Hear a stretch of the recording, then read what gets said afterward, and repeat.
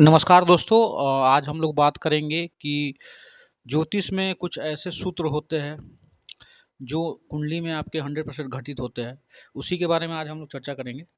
तो मेरा नाम नीरज है और मैं ज्योतिष से बात करता हूँ। पहली बार जो लोग मेरे चैनल में विजिट कर रहे हैं, कृपया करके चैनल को सब्सक्राइब कर दे, बेल आइकन प्रेस कर दे, ताकि जो भी वीडियो बनाओ उसका नोटिफिकेशन टाइम टू टाइम प्राप्त होता रहे।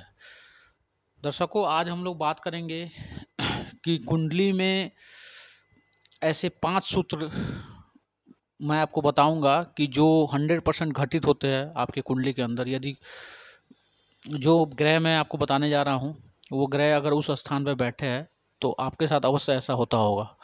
तो आइए दर्शकों, बिना विलंब के कार्यक्रम शुरू करते हैं। सबसे पहले बात करते हैं पहले सूत्र की ओर। टोटल मैं आपको 5 सूत्र बताऊंगा।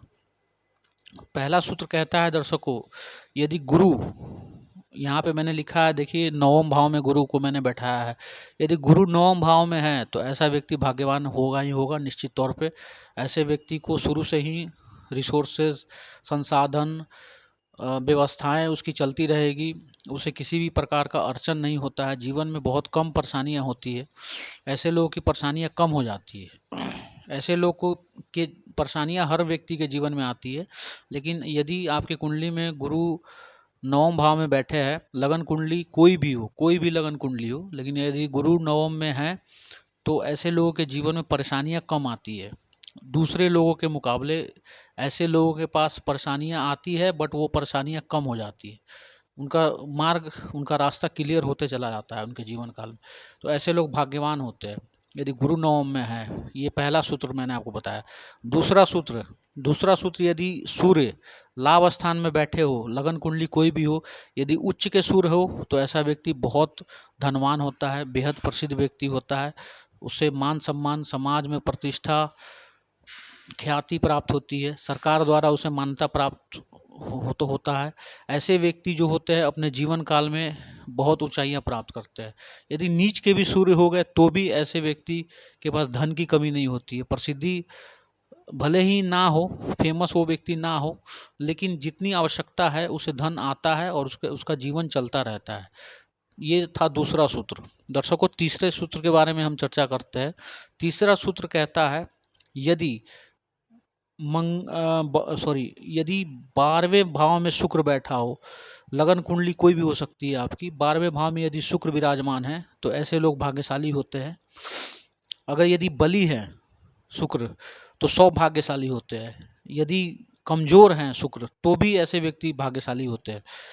मतलब कहने का मतलब है कि शुक्र केवल 12वें में अगर बैठा हो, लगन कुंडली कोई भी हो, तो ऐसा व्यक्ति भाग्यशाली होता है।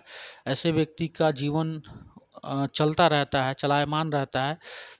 मतलब उसके जीवन में परेशानियां कम होती है, धन आगमन होता रहता है और उसका जीवन बहुत थोड़ी थोड़ी परेशानियों के साथ चलता रहता है। मतलब परेशानियां तो हर व्यक्ति के जीवन में होती है, लेकिन ऐसे लोग के जीवन में परेशानियां बहुत थोड़े मात्रा में आती है। ऐसे लोग भाग्यवान होते हैं, भाग्यशाली होते हैं।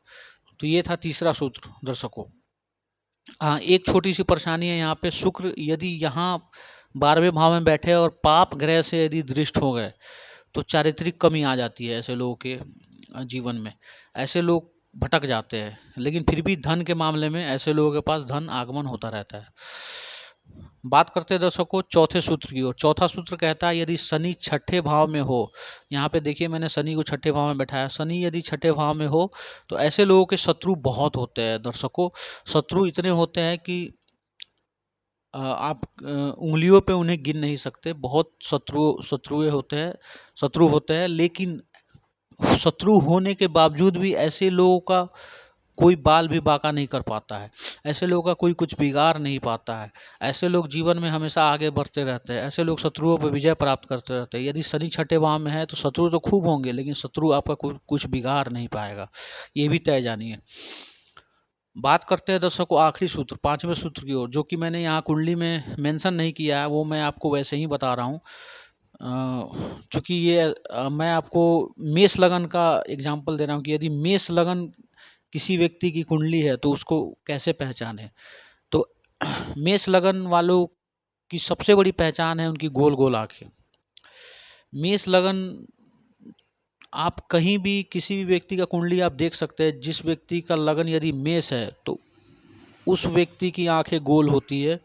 ये एक सूत्र है जो 100% घटित होता है, और आप इसे आजमा कर भी देख सकते हैं। कहीं भी किसी के कुंडली को आप देखेंगे तो आप बिना देखे आप उनसे ये कह सकते हैं कि आपकी आंखें गोल हैं, और ये बात 100% सत्य साबित होगी। तो मेष लगन के जातक की आंखें गोल होती है। ये अगर यदि कोई किसी कुंडली मेष लगन की है तो उसकी आंखें गोल होती है, ये 100% तय जानिए आप। तो ये था दर्शकों 5 सूत्र। आज के कार्यक्रम में दर्शकों इतना ही। मिलते हैं फिर नेक्स्ट वीडियो में, तब तक के लिए दर्शकों नमस्कार।